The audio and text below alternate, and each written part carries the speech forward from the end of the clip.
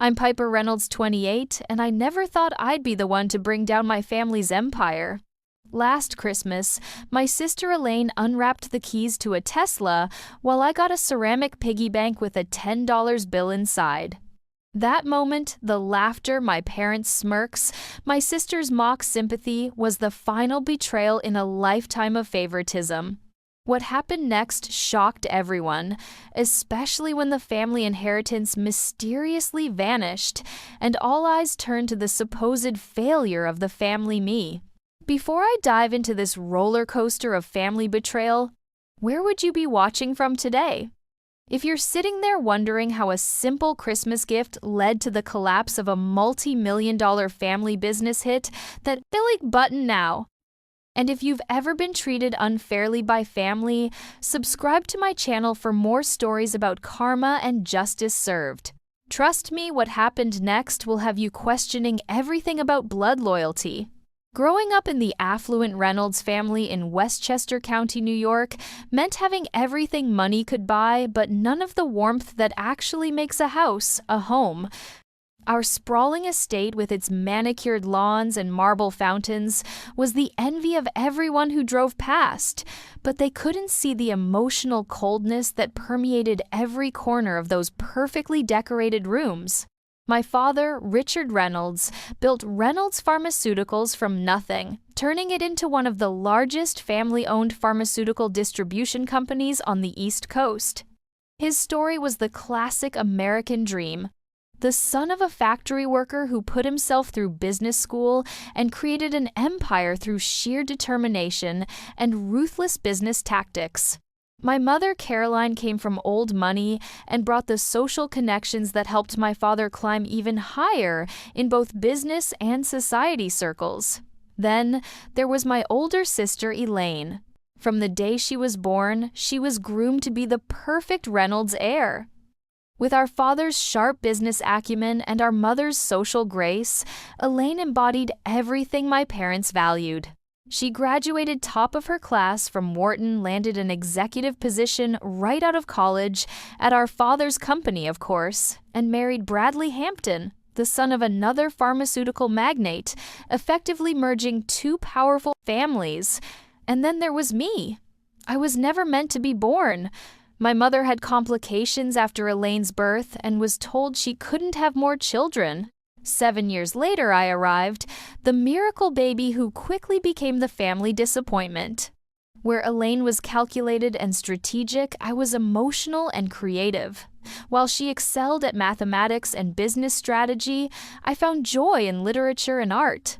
My father viewed my interest in writing as a frivolous pursuit. Writers are just people who couldn't succeed at anything practical, he would say, when I shared my dream of becoming a novelist.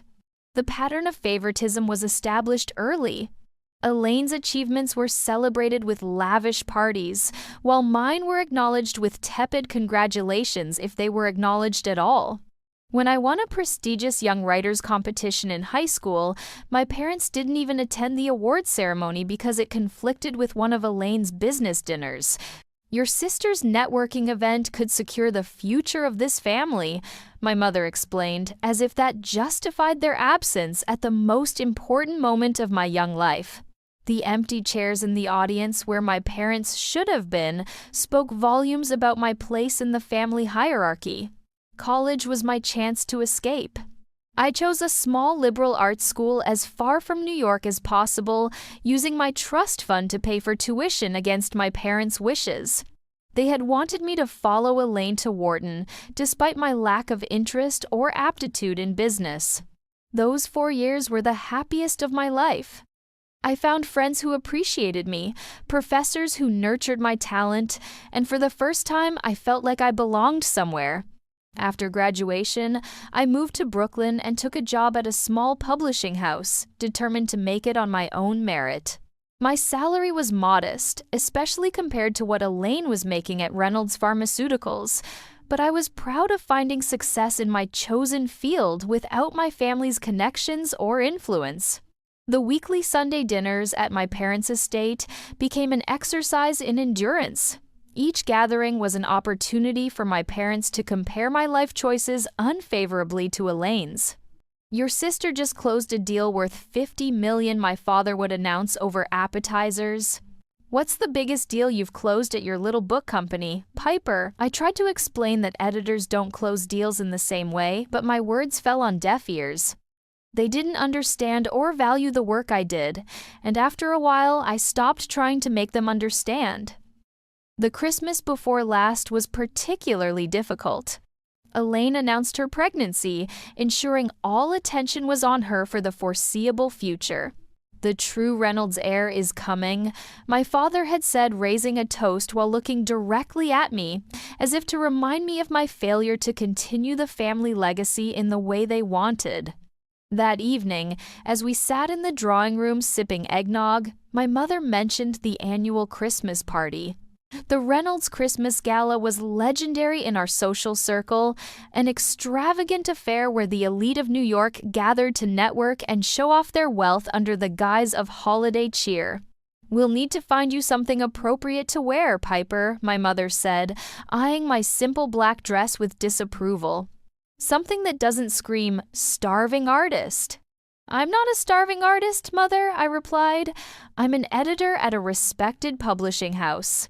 "A junior editor," Elaine corrected with a smirk. "Let's not exaggerate your importance."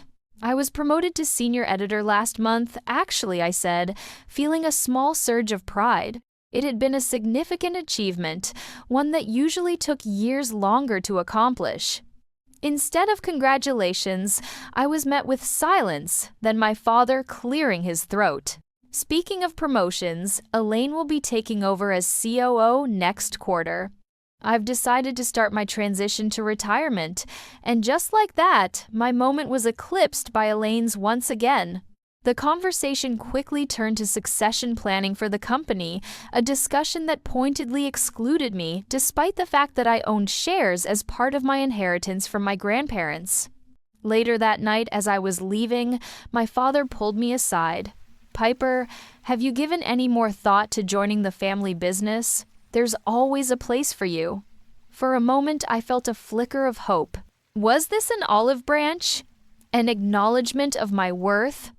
"We need someone to oversee the company newsletter and social media. With your writing background, you might be suitable."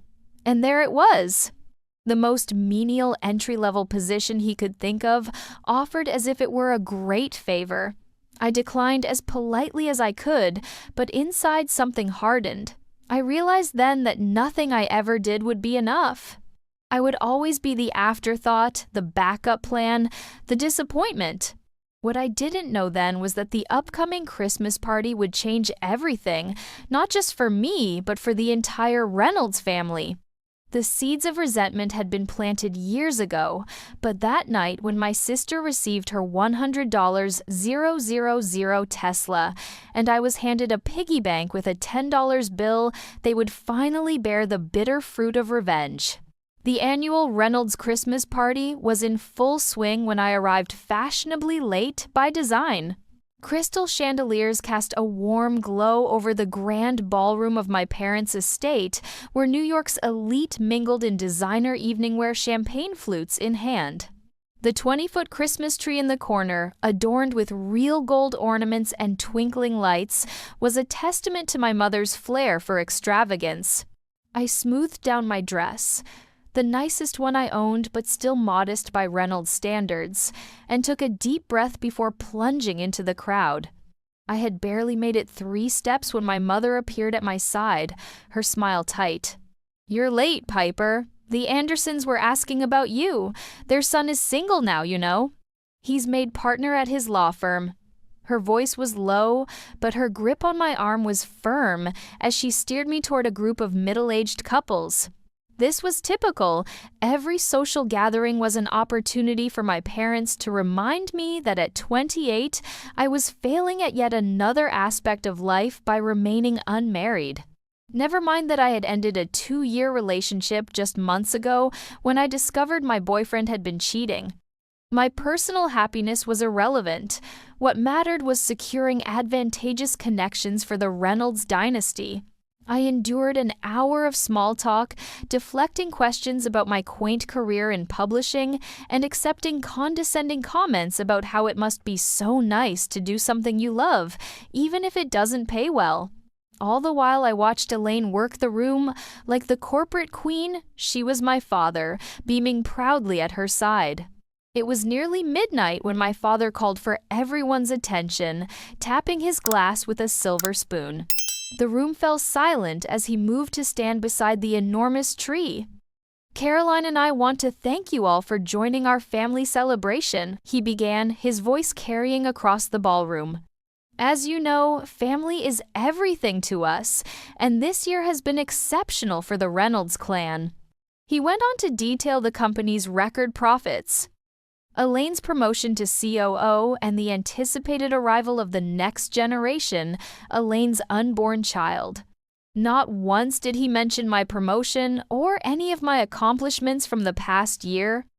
And now he continued a Reynolds tradition, our family gift exchange. This was always a spectacle performed in front of guests to showcase the family's generosity.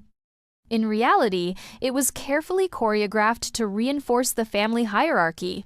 Elaine went first, accepting a small box from our father with practiced humility. When she opened it to reveal a key fob with the Tesla logo, there were audible gasps from the crowd.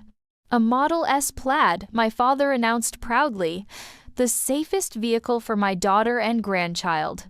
It's parked outside with a bow on it." The guests applauded as Elaine hugged our parents, tears in her eyes. "This is too much," she said, though everyone knew she had expected nothing less. Then it was my turn. My mother handed me a gift bag with a tight smile. "This is something special," she said, loud enough for nearby guests to hear. Inside was a ceramic piggy bank painted with childish flowers. When I lifted it, I could feel something inside. A check, perhaps? Something to show that they valued me at least a fraction as much as Elaine. I turned it upside down and a single $10 bill floated out, landing on the marble floor at my feet. The room went quiet. Then someone tittered, and soon there was a wave of awkward laughter. My father stepped forward, putting his arm around my shoulder. "Piper has always been our free spirit," he said jovially, "always spending every penny on books and art supplies. We thought it was time she learned the value of saving." More laughter. My face burned with humiliation as I forced a smile. "Thank you," I managed to say, though the words tasted like ash. "Maybe this will help you save up for a car like your sister's someday," my mother added, patting my cheek in what appeared to be an affectionate gesture, but felt like a slap. Elaine approached her expression, a perfect mask of sympathy that didn't reach her eyes. "It's adorable, Piper. Very you." In that moment, something inside me snapped. Every slight, every dismissal, every moment I had been made to feel less than crystallized into perfect clarity. This wasn't just about the gifts. It was about a lifetime of being treated as an afterthought, of having my worth diminished at every turn. I excused myself and headed for the powder room piggy bank, clutched in my hand. Once alone, I stared at my reflection in the ornate mirror. The woman looking back at me seemed different somehow, her eyes harder, her jaw set with determination. A knock at the door jolted me from my thoughts. "Piper, are you okay?" It was Daniel Fisher, my father's attorney and the executor of the family trust. He had always been kind to me, one of the few people in my parents' circle who seemed to see me as more than just the other Reynolds daughter. I opened the door, composing myself. "I'm fine, Daniel. Just needed a moment." He looked uncomfortable. "What they did out there wasn't right. I want you to know that." "It's nothing new," I said, trying to sound nonchalant. Daniel hesitated, then lowered his voice. "Piper, there's something you should know. Your father has made some changes to the family trust. He glanced around nervously. "I shouldn't be telling you this, but I can't in good conscience keep it from you. He's essentially written you out." The floor seemed to shift beneath me. What do you mean? The shares you were supposed to inherit from your grandparents, he's found a loophole to redirect them to Elaine and her child. And there's more. The trust fund that was established for you when you were born has been significantly reduced. I gripped the edge of the marble counter to steady myself. Can he do that? Daniel looked grim. There are ways to contest it, but Richard has been very thorough. I've tried to talk him out of it, but he's adamant. Why are you telling me this? Because it's wrong, he said simply. And because I've always thought you deserved better than how they treat you. After Daniel left, I stayed in the powder room for a long time, the piggy bank sitting on the counter beside me. It wasn't just a tacky gift, it was a message, a public declaration of how little I meant to them. As I finally emerged and rejoined the party, something had changed within me. The humiliation had hardened into resolve. For years, I had tried to earn their love and respect through conventional means. I had played by their rules, hoping for scraps of affection and recognition. No more. If they wanted to play games, I could play too. And I had just realized I might have access to information that could change everything. 3 days after the Christmas party disaster, I found myself sitting in my Brooklyn apartment, surrounded by old family documents. The piggy bank sat on my coffee table, a constant reminder of that humiliating night. I had considered smashing it against the wall multiple times, but something stopped me. Instead, it became a symbol of my newfound determination. Daniel's revelation about my father's manipulation of the family trust had set me on a mission. For years, I had accepted my family's narrative about my place in the hierarchy, but now I needed answers, and I knew exactly where to start looking. My grandmother, my father's mother, had always had a soft spot for me. She recognized my creative spirit because she shared it, though she had suppressed her own artistic tendencies to be the proper wife of a factory worker. Before she passed away 5 years ago, she had given me a key to a safe deposit box with strict instructions. Only open this if you ever truly need to understand our family. I had kept the key tucked away in my jewelry box, assuming it contained sentimental items, or perhaps a small inheritance that my father didn't know about. Now, I wondered if there was more to my grandmother's cryptic message. The next morning, I took the train to her old bank in Connecticut. The manager was hesitant at first. The box hadn't been accessed in years, but the key and my identification were enough to grant me access. Inside the safe deposit box, I found several folders of documents, an old leather journal, and a USB drive that looked surprisingly modern, given how long it had been stored away. I signed the necessary paperwork and took everything back to my apartment. The journal turned out to be my grandmother's private account of family matters, dating back decades. Her elegant handwriting filled page after page with observations about my grandfather's business dealings, my father's rise to power, and her concerns about the direction the family was taking. Richard is becoming someone I don't recognize, she wrote in one entry from the late 1980 seconds. The pharmaceutical business has changed him. There's money to be made in pain, he says, but at what cost to his soul? As I flipped through the pages, a pattern emerged. My grandmother had been documenting inconsistencies in the family business, things that troubled her moral sensibilities, but it was the USB drive that contained the real bombshell. When I plugged it into my laptop, I found hundreds of scanned documents, internal memos, financial statements, and emails that my grandmother had somehow obtained. Among them was evidence that Reynolds Pharmaceuticals had knowingly distributed opioid medications to regions where abuse was rampant, even after receiving warnings about the growing addiction crisis.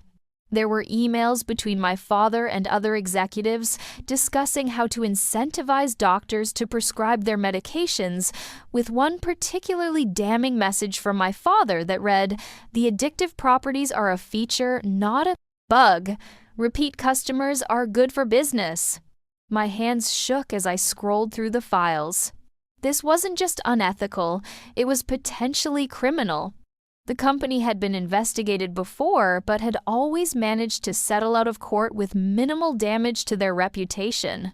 Now I understood why my father had been so aggressive about controlling the family shares and limiting my access to company information. There were skeletons in the Reynolds closet that could bring down the entire empire if exposed. But the most shocking discovery came when I opened a folder labeled Elaine. Inside were documents showing that my sister had been actively involved in covering up information about patient deaths linked to one of their medications. She had personally directed the legal team to settle cases quickly and quietly with aggressive non-disclosure agreements that prevented families from speaking out about what had happened to their loved ones. The perfect daughter, the heir to the Reynolds legacy, was just as corrupt as our father. In fact, based on the timestamps of these communications, Elaine had suggested some of the most aggressive tactics herself, earning praise from our father for her ruthless business instincts. I sat back, overwhelmed by the magnitude of what I had uncovered. This wasn't just about my inheritance or my position in the family. This was about public health, about lives lost so that Reynolds Pharmaceuticals could continue to profit. And my family, including my sister who was about to become a mother herself, had prioritized wealth over human suffering without a second thought. As night fell, I found myself staring at the piggy bank again. The childish ceramic toy meant to humiliate me now seemed like an unintentional metaphor. They thought I was naive, simple, unworthy of their respect. But I now held information that could shatter their carefully constructed facade. The question was, what would I do with it? I spent the next week meticulously organizing and analyzing the documents. My background in publishing had given me skills in research and fact-checking that proved invaluable. I created a timeline of events, cross-referenced information with public records, and began to build a comprehensive case. During this process, I received 3 calls from my mother, all of which I ignored.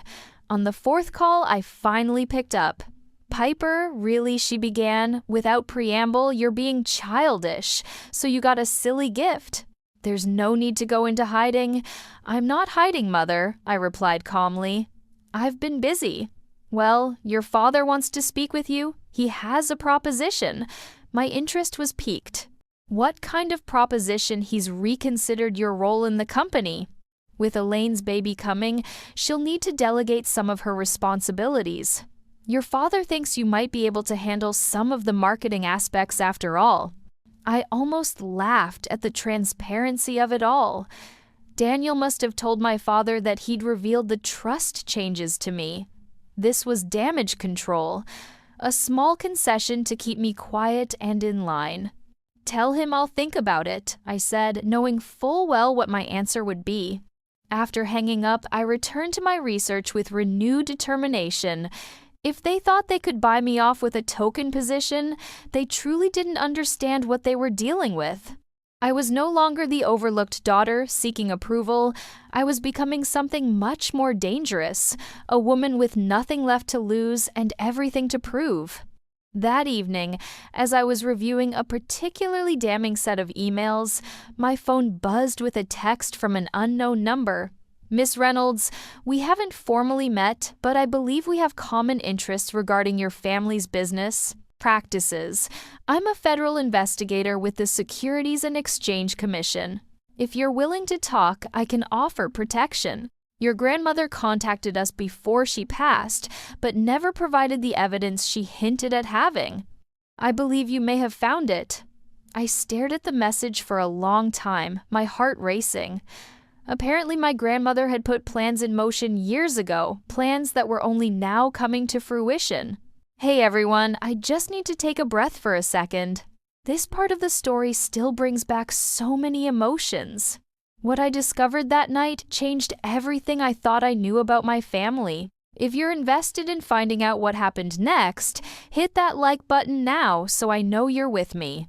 And if you've ever had that moment where your world turned upside down because of someone you trusted, drop a in the comments. I read every single one, and knowing I'm not alone in this means everything. Okay, let me collect myself and continue with what happened after I got that text from the SEC investigator. The SEC investigator's name was Marlo Chen, a serious woman with sharp eyes and a no-nonsense attitude. We met at a quiet cafe in Manhattan, far from my family's usual haunts. "Your grandmother was a remarkable woman," Marlo said, after we had exchanged pleasantries. "She contacted us 3 years before her death, expressing concerns about Reynolds Pharmaceuticals' business practices. But she was cautious, worried about the repercussions for you." "For me?" I asked, surprised. "She was protecting you, Miss Reynolds. She believed your father would blame you if any investigation came to light during her lifetime. So she planned for the long game, gathering evidence, quietly establishing this connection, and making sure you had access to everything if you ever needed it."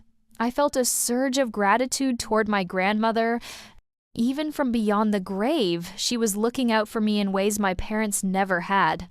"What exactly are you investigating?" I asked, though I already had a good idea from what I'd uncovered. "Market manipulation, misleading investors, unethical distribution practices, particularly relating to opioid medications." Marlo leaned forward. "But we need concrete evidence. Documentation that proves knowledge and intent at the highest levels of the company." "Like my father and sister," I said quietly. Marlo nodded. "Exactly. From what your grandmother suggested, this goes beyond typical corporate misconduct. If what she hinted at is true, Reynolds Pharmaceuticals has been deliberately downplaying the addictive nature of their products while pushing for higher prescriptions in vulnerable communities." I opened my laptop and showed her some of what I had found. Her expression remained professional, but I could see the spark of excitement in her eyes as she scanned the documents. "This is significant," she said finally, "but we need more, particularly about current practices.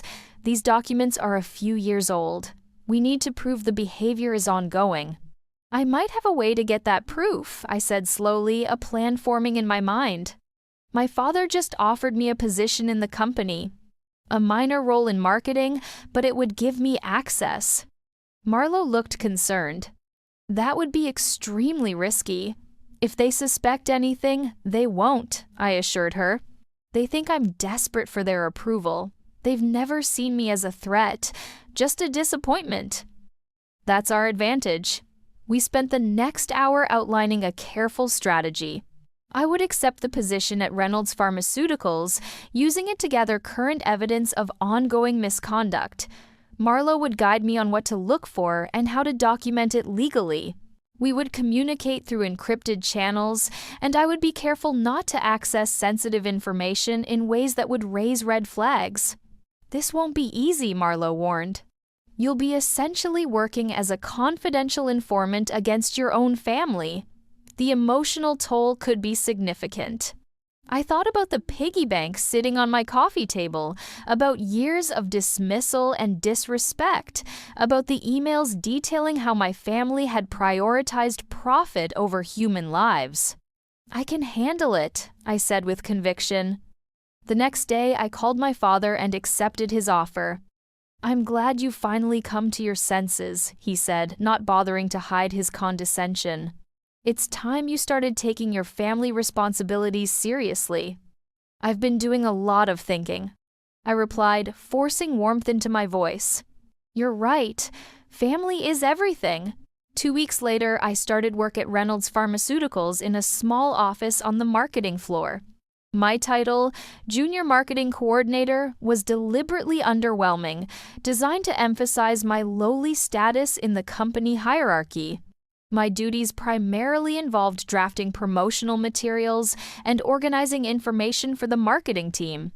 But what my father didn't realize was that this position gave me legitimate access to internal communications, marketing strategies, and sales targets, all of which would prove invaluable to building the SEC's case. I approached my role with apparent enthusiasm, arriving early and staying late. I asked questions, showed interest in the business, and began to cultivate relationships with key personnel. Everyone was surprised by my sudden engagement with the family business, but they attributed it to my finally growing up or perhaps realizing that I needed financial security. Elaine was the only one who seemed skeptical. During my third week, she appeared at my office door, one hand resting on her growing baby bump. "This is a surprise," she said, eyeing my organized desk and the company reports I was reviewing. "You've never shown interest in pharmaceuticals before." I shrugged, offering the explanation we had prepared for such questions. I realized I've been fighting against the family legacy for so long that I never gave it a fair chance. Plus, with the baby coming, I thought it might be nice to be more involved in the family business, create a relationship with my niece or nephew. She studied me for a long moment. "Just don't expect to advance quickly. It takes years to really understand this business. I'm not in a hurry," I replied with a smile. "I'm just happy to be contributing." After she left, I took a deep breath and returned to my work. The documents I was reviewing contained references to a new pain medication the company was preparing to launch, one that internal studies showed had significant addiction potential, but which was being marketed as lower risk, based on new pain technicalities and manipulated data. That evening, I carefully photographed the relevant documents using the secure app Marlowe had provided. It automatically encrypted the images and sent them through a protected channel. "Good work," she texted back. "Keep going. We're building a solid case." Over the next 2 months, I settled into a routine. By day, I was the reformed black sheep finally taking an interest in the family business. By night, I was meticulously documenting evidence of corporate misconduct, working with Marlowe to build a case that would be impossible to dismiss or settle away. Throughout this process, I maintained my apartment in Brooklyn, resisting my mother's suggestions that I move back to the family estate to save money.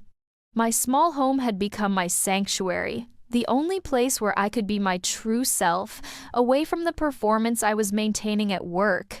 As Christmas approached again, I found myself invited to more family events and included in conversations where I had previously been overlooked. My parents, believing I had finally fallen in line with their expectations, were almost warm toward me. "You see, Caroline," my father said during one dinner, "I told you she just needed direction. A few months in a real business and she's a different person." I smiled and nodded, accepting their conditional approval, while knowing that in a matter of weeks, their world would come crashing down, and I would be the one who brought the hammer down. I just hope you're all still with me on this journey. If you're as invested in seeing how this all plays out as I was when living through it, make sure you've hit that subscribe button.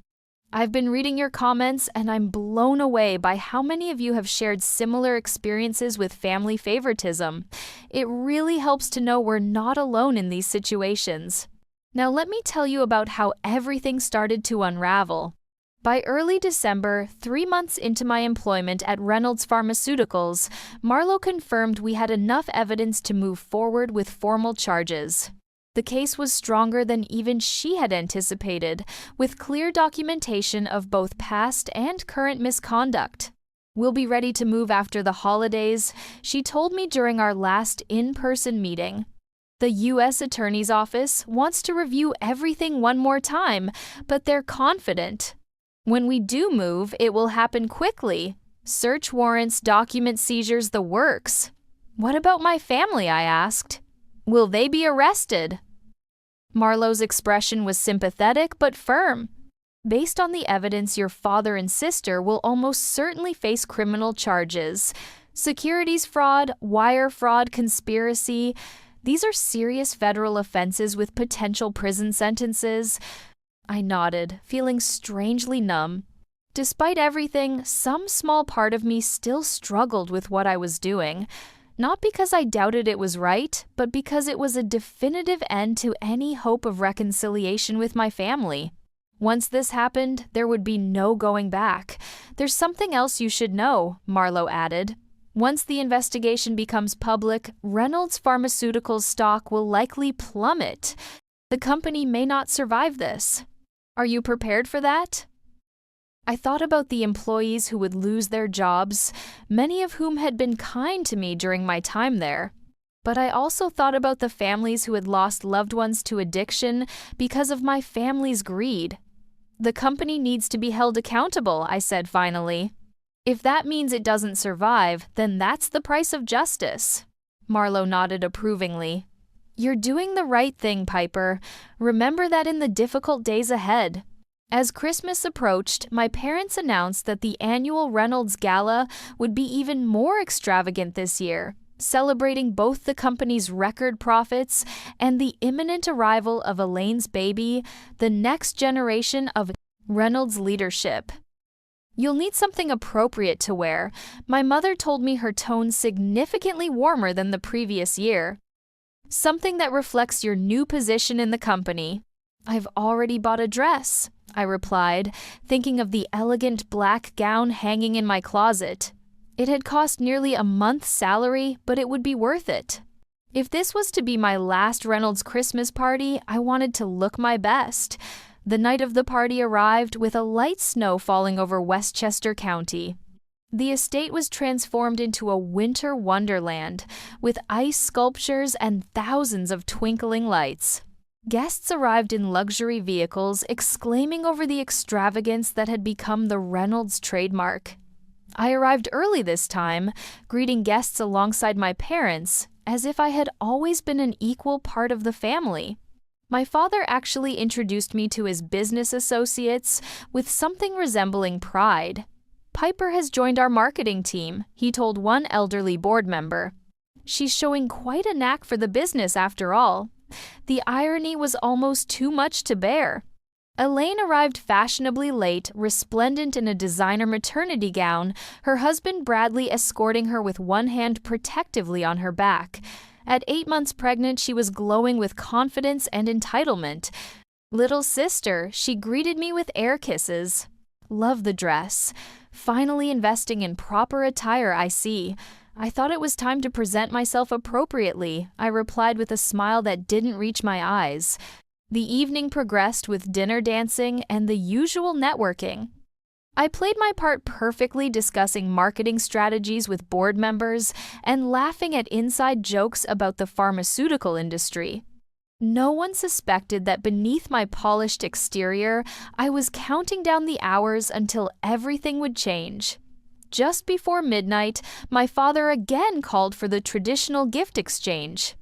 My mother handed Elaine a large box wrapped in silver paper. Inside was a custom-made diamond necklace with a pendant shaped like a baby rattle. For the new mother, my father announced to applause, "May she guide the next generation of our family with the same wisdom and business acumen she's shown in leading our company." Then he turned to me, and for the first time in my life, I saw genuine approval in his eyes. He handed me a small box similar to what Elaine had received last year. "Piper has surprised us all this year," he told the assembled guests. "She's finally embraced her heritage and shown true Reynolds potential." I opened the box to reveal a key fob, not for a Tesla but for a new Mercedes. "It's in the garage," my father said. "Not quite as flashy as your sister's, but a suitable vehicle for an up-and-coming executive." The guests applauded, and I forced myself to look overcome with emotion. "Thank you," I said, embracing my father. "This means everything to me. It was the performance of a lifetime. Accepting this token of acceptance when I knew that in less than 2 weeks, I would be responsible for destroying everything my father had built." As the party wound down, my father pulled me aside into his study. "I've been impressed with your work these past few months," he said, pouring 2 glasses of his finest scotch. "So much so that I've instructed Daniel to revise the family trust documents again." I accepted the glass, careful to keep my expression neutral. "Oh, yes. I may have been hasty in my previous decisions. You've proven yourself worthy of the Reynolds name after all." He raised his glass in a toast. "To family loyalty." I clinked my glass against his, the sound sharp in the quiet study. To loyalty, I echoed thinking of my grandmother and the true loyalty she had shown, not to the family fortune but to what was right. Later that night, as I drove back to Brooklyn in my new Mercedes, a car I would donate to charity after all this was over, I sent a text to Marlo. It's time. Her response was immediate. Warrants will be executed December 27th. Be prepared. As I navigated the snowy highways, I felt strangely calm. The deed was done. The wheels were in motion. After years of being the family disappointment, I was about to deliver the ultimate consequence for their lifetime of cruelty and corruption. December 27th dawned cold and clear.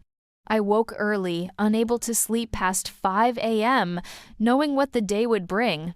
By 7 a.m., I was at a cafe 3 blocks from Reynolds Pharmaceuticals headquarters, nursing a coffee and waiting. At precisely 9:15 a.m., as employees were settling into their workdays, a fleet of unmarked vehicles pulled up to the building. Agents from the FBI, SEC, and DEA streamed into the lobby armed with search warrants and subpoenas. My phone buzzed with a text from Marlo. In progress. Stay away from the office as discussed. I had taken a week of vacation time after Christmas, ensuring I wouldn't be present for the raid. We had agreed this was safest. Removing me from the immediate scene would help protect my identity as a whistleblower for as long as possible. Throughout the morning, my phone lit up with texts and calls from colleagues, all expressing shock and confusion.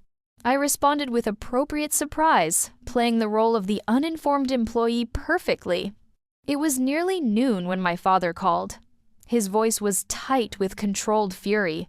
"Come to the house. Now." "Dad, what's going on? I'm seeing all these messages." "Now, Piper." He hung up. I took a deep breath, steeling myself for the confrontation ahead. Marlo had warned me that my family might suspect my involvement, especially given the timing of my employment and the nature of the evidence being used against them. We had prepared for this possibility. When I arrived at the family estate, the atmosphere was chaotic. Luxury cars lined the circular driveway. Board members and company executives had gathered for an emergency meeting. My mother met me at the door, her face ashen. "How could this happen?" she demanded, as if I might have the answer. "They're saying it's fraud corruption. There are allegations about the opioid medications. They've taken Richard's computer, his files." I adopted an expression of shock and concern. "This is insane. There must be some mistake." She led me to my father's study, where he was conferring with a team of attorneys. Elaine sat nearby her face, a mask of cold fury. When she saw me, something flickered in her eyes. Suspicion, perhaps, or calculation. "Piper," my father said, dismissing one of the lawyers with a wave. "When did you last access the marketing server files?" The question was abrupt, designed to catch me off guard. But I was prepared. Last Friday before vacation started, I was finalizing the Q1 promotional materials. Why? Because someone has been systematically copying internal documents for months. Documents that are now in the hands of federal prosecutors. I widened my eyes in manufactured disbelief. "You think someone in marketing is responsible? That's crazy." The breach appears to have come from several departments, one of the attorneys interjected. Marketing was just one access point. My father's gaze remained fixed on me, searching for any sign of deception. "It's quite a coincidence that this happens just months after you join the company." "Richard," my mother gasped. "You can't possibly think—" "I don't know what to think," he snapped. "All I know is that 20 years of work is about to be destroyed because someone betrayed this family." I met his gaze steadily. "I'm as shocked as you are. What can I do to help?" For hours, I sat in meetings with lawyers answering questions about my work and access to company information. I expressed outrage at the accusations, concern for the company's future, and unwavering family loyalty. It was exhausting, maintaining this facade while watching my father and sister scramble to contain a situation that was far beyond their control. By evening, the initial shock had given way to strategic planning. The lawyers outlined a defense approach, suggesting that any misconduct had been the work of lower-level employees acting without executive knowledge. My father and Elaine nodded along, already distancing themselves from decisions I knew they had personally made. "We'll need everyone to stick to the same narrative," one lawyer emphasized. "Family unity is crucial right now." As the meeting concluded, Elaine pulled me aside. Her grip on my arm was painful, her perfectly manicured nails digging into my skin. "If I find out you had anything to do with this," she hissed, "I will destroy you. Remember who has the power in this family." I looked into my sister's eyes, seeing the same cold calculation that had allowed her to prioritize profits over patients' lives. "I've never forgotten that, Elaine. Not for a single day." For the next 2 weeks, the Reynolds family was in crisis mode. My father and Elaine were served with subpoenas to testify before a grand jury. The company's stock plummeted as details of the investigation leaked to the press. Old settlements with families of overdose victims were scrutinized in a new light, and several major lawsuits that had been confidentially settled were reopened. Through it all, I maintained my cover, expressing shock and dismay at each new revelation. I attended strategy meetings, consoled my mother when she broke down in tears, and presented the perfect image of family solidarity. It was only when the first formal charges were filed that I finally made my move. The indictment was damning. 27 counts against my father, 18 against Elaine, and numerous charges against other executives. The evidence was overwhelming, much of it traced directly to the documents I had provided. The evening after the charges were announced, I called a family meeting. My parents and Elaine gathered in the living room, their faces drawn with stress and fear. "I have something to tell you," I said quietly. "If this is about your position at the company, it's hardly the time." My father began impatiently. "It's not about that," I interrupted. "It's about the investigation. About where the evidence came from." A heavy silence fell over the room. My mother's hand flew to her throat. Elaine leaned forward, her expression hardening. "It was me," I said simply. "I've been working with the SEC since before I accepted the position in marketing." My father's face went from pale to crimson in seconds. "You." "What I found? Grandma's documents." I continued, my voice steady, despite my pounding heart. "The evidence she collected years ago. She knew what the company was doing, and she couldn't stop it then. But she made sure I could." "You little snake!" Elaine spat. "After everything we've done for you, everything you've done for me," I laughed, the sound harsh in the tense room. "You've belittled me, dismissed me, treated me as less than my entire life. And that piggy bank at last year's Christmas party, that was just the final insult." My father stood, his fists clenched. "You've destroyed this family. Destroyed our legacy." "No," I corrected him. "You did that when you decided that profit was more important than people's lives.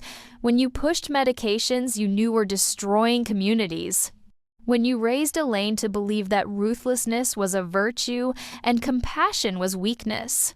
I stood as well, suddenly feeling taller than I ever had in their presence. "I'm not the disappointment here. You are. All of you." As I turned to leave, my mother called after me, her voice breaking. "Piper, please. We can fix this. We're family." I paused at the doorway, looking back at the 3 people who had defined my existence for so long. "No, we're not. We never were. A real family doesn't treat each other the way you treated me." I walked out of that house knowing I would never return. Behind me, I heard my father's roar of rage, the sound of something expensive shattering against a wall. But for the first time in my life, his anger couldn't touch me. Outside, Marlo was waiting in an unmarked car as planned. It's done, I nodded, sliding into the passenger seat. It's done. Your identity as a whistleblower will become public soon, she warned, as we drove away from the estate. Are you ready for that? I watched the family home recede in the side mirror, growing smaller until it disappeared around a bend in the road. More than ready. It's time the world knew the truth about the company and about me. The truth was that I wasn't the failure they had always made me believe I was. I was strong enough to stand up against corruption, even when it wore the face of family. And in doing so, I had found something I never had within the Reynolds home's self-respect. Today, 1 year after the Reynolds Pharmaceuticals scandal broke, justice has finally been served. My father was sentenced to 15 years in federal prison for his role in the opioid crisis that claimed thousands of lives. Elaine received 8 years her pregnancy, no shield against accountability for her actions. The company assets were liquidated, with most of the proceeds going to a victims' compensation fund. As for me, I've found purpose in advocating for pharmaceutical industry reform and supporting addiction recovery programs. The inheritance I once fought for seems meaningless now compared to the lives that have been saved. Sometimes true family is found in the unlikeliest places, among strangers who share your values rather than your blood, and sometimes the greatest act of self-love is walking away from those who never truly saw your worth. I've shared this story not just for catharsis, but because I believe we all face moments where we must choose between comfortable lies and difficult truths. If my experience helps even one person find the courage to stand up for what's right, then every painful moment was worth it. So, what about you? Have you ever had to choose justice over family loyalty, or experienced that moment when you finally realized your own worth wasn't dependent on someone else's validation? Drop your thoughts in the comments below. I read every single one and find so much strength in this community we're building together. If this story resonated with you, please hit that like button and subscribe to my channel for more real conversations about family dynamics, personal growth, and finding your voice. And if you know someone who might need to hear this message, share this video with them. Sometimes knowing we're not alone in our struggles makes all the difference. Thank you for being here with me on this journey. Until next time, remember your worth isn't determined by those who fail to see it.